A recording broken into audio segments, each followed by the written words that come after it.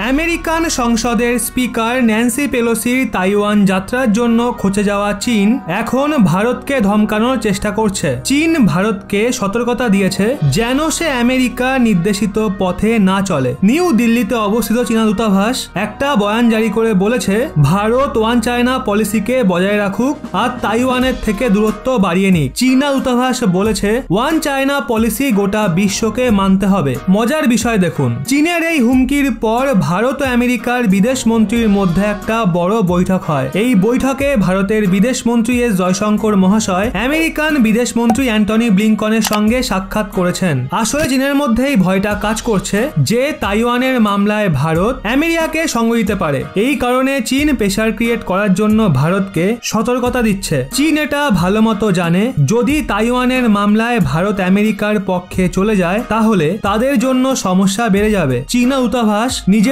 বয়ানে বলেছে, ভারত ওই প্রথম দেশগুলোর মধ্যে সামিল রয়েছে যারা মান্যতা দিয়েছিল কেবল একটাই চীন রয়েছে। এখানে আপনাদের এটা জানাও জরুরি, ওয়ান চায়না পলিসি আসলে চীনের ওই রাজনৈতিক স্থিতিকে মান্যতা দেয় যার দরুন কেবল একটা চীনা সরকারের শাসনই মান্য। চীন এই নীতির মাধ্যমে তাইওয়ান ছাড়াও হংকং, তিব্বত ও সিনজিয়াংকে নিজের অংশ বলে দাবি করে। 1949-এ যখন চীনের সিভিল ওয়ার শেষ হয়েছিল তখনই এই পলিসি অস্তিত্ব লাভ করেছিল। এই সিভিল ওয়ারে যারা হেরে গেছিল তারা তাইওয়ানে চলে যায়। ওই হেরে যাওয়া মানুষরা তাইওয়ানে নিজেদের সরকার গঠন করে, যেখানে সিভিল ওয়ারে জয়লাভ করা কমিউনিস্ট পার্টি চীনে শাসন করতে থাকে। দুপক্ষই বলতো তারা চীনের প্রতিনিধিত্ব করে। তখন থেকেই চীনের ক্ষমতায় থাকা কমিউনিস্ট পার্টি তাইওয়ানকেই হুমকি দিয়ে রেখেছে, যদি তাইওয়ান অফিসিয়ালি নিজেকে একটা স্বাধীন দেশ বলে ঘোষণা করে তাহলে চীনকে তাদের সৈন্য ক্ষমতার প্রয়োগ করতে হবে। চীন গোয়া থেকেই তাইওয়ানকে নিজের অংশ বলে মনে করে। সেই জন্য এক্ষেত্রে চীন ভালো মতো জানে যদি ভারতের মতো এত শক্তিশালী দেশ তাইওয়ান তথা আমেরিকার সঙ্গে হাত মেলায় তাহলে সেটা চীনের কপালে দুঃখ নামিয়ে আনবে।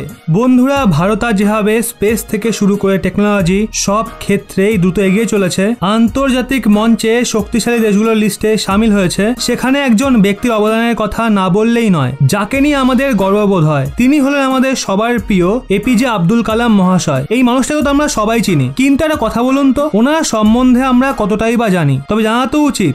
একটা ভিডিওতে কখনোই ওনার সম্বন্ধে বলে শেষ করা যাবে না। সেই জন্য একটা বই আছে, উইংস অফ ফায়ার, আশা করি আপনারা সবাই জানেন, যেখানে কালাম স্যারকে নিয়ে খুব ভালোভাবে লেখা আছে। তবে হ্যাঁ, দৈনন্দিন ব্যস্ততার জীবনে পুরো বই পড়াটাও মুশকিল। সেজন্য আপনি এই বইয়ের বুক সামারি শুনতে পারেন কুকু এফএম-এ, যে কোনো জায়গায় যে কোনো সময়, তাও আবার নিজের প্রিয় মাতৃভাষাতে। এখন ভাবছেন তো এই কুকু এফএমটা কি? কুকু এফএম হলো ভারতের সর্ববৃহৎ অডিও বুক প্ল্যাটফর্ম, যার এই মুহূর্তে প্লে স্টোরে রেটিং 4.5। এই অ্যাপে আপনি পেয়ে যাবেন 4000-এরও বেশি অডিও বুক সামারি, যেগুলো আপনি শুনতে পারবেন বাংলা এবং আরো বিভিন্ন ভাষাতে। এমনকি আপনি অনেক ইংলিশ বইয়ের সামারিও বাংলা ভাষানে পেয়ে যাবেন এই অ্যাপে। এই কুকু এফএম এর অ্যানুয়াল সাবস্ক্রিপশন মাত্র 399 টাকা। তবে হ্যাঁ, রহস্য বাংলা পরিবারের সদস্য হওয়ায় আপনি স্ক্রিনে দেওয়া এই কুপন কোডটি ব্যবহার করে অ্যানুয়াল সাবস্ক্রিপশনটি পেতে পারেন 50% ছাড়ে, মানে মাত্র 199 টাকাতে। কিন্তু এই অফার শুধু আর শুধুমাত্র প্রথম 250 জনের জন্যই। তাই আর দেরি কিসের?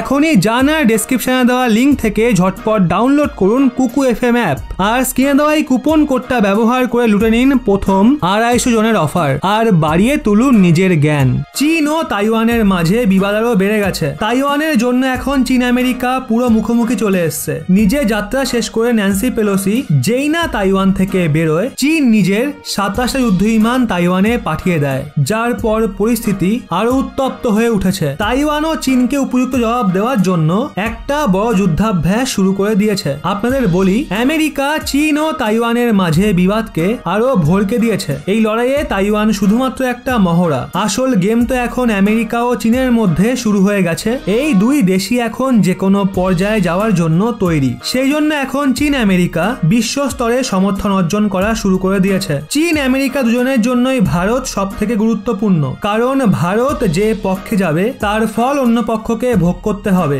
এখন এই বৃদ্ধিপ্রাপ্ত ঝামেলার মাঝে মেন যে খবরটা বেরিয়েছে সেটা চাঞ্চল্য আরো বাড়িয়ে দিয়েছে। যেমনটা আপনাদের আগেও বললাম, কম্বোডিয়াতে আমেরিকান বিদেশ মন্ত্রী অ্যান্টনি ব্লিংকন ভারতের বিদেশ মন্ত্রী এস জয়শঙ্করের সঙ্গে সাক্ষাৎ করেন। এই সাক্ষাতের অনেক পয়েন্ট বের করা হচ্ছে। আমেরিকান বিদেশ মন্ত্রী অ্যান্টনি ব্লিংকন এবং ভারতের বিদেশ মন্ত্রী এস জয়শঙ্কর মহাশয়ের সাক্ষাতে এখন চীনের হার্টবিট প্রচুর বেড়ে গেছে। আপনাদের আরো স্পষ্টভাবে জানাই, ভারতের বিদেশ মন্ত্রী জয়শঙ্কর মহাশয় দুদিনের কম্বোডিয়া যাত্রায় গেছিলেন, যেখানে উনি আমেরিকান বিদেশ মন্ত্রীর সঙ্গে সাক্ষাৎ করেন। এখান থেকে আমরা জেনে নেব কিভাবে আমেরিকা ও চীন দুজনেই ভারতকে নিজের দিকে টানার জন্য যা কিছু করতে পারে। এই পুরো বিবাদে ভারতের রোল ভীষণ গুরুত্বপূর্ণ। ফেব্রুয়ারি মাসে যখন রাশিয়া ইউক্রেন যুদ্ধ শুরু হয়েছিল, তখন দুপক্ষই ভারতকে নিজের দিকে টানার চেষ্টা করছিল, কিন্তু ভারত সেখানে নিউট্রাল থাকে। তবে এখানে বিষয়টা একদমই ভিন্ন, কারণ যদি আজ ভারত তাইওয়ানের জন্য আমেরিকার সঙ্গে হাত না মেলায়, তাহলে যেই চীন আজ তাইওয়ানকে